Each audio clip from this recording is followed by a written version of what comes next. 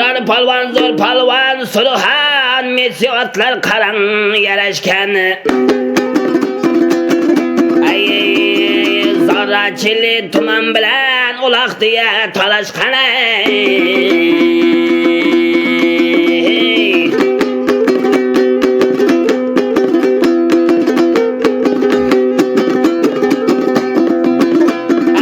muxlislari unutmaydi Surhan mesiyatlarni Ay abrar palvon ayradi ko'kcha ot bilan zotlarni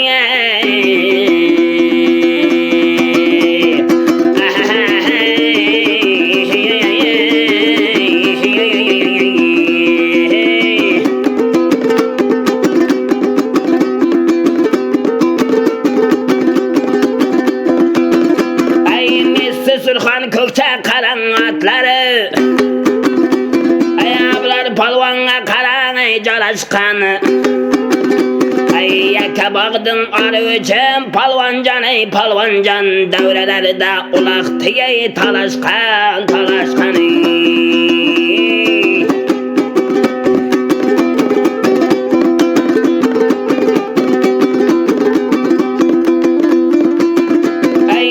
Dasvidaniya ot bilan zotlari deya ayirgan Ay ko'p kalida bo'ri bo'lib manaman degan otlari deya oldini ham qayirgan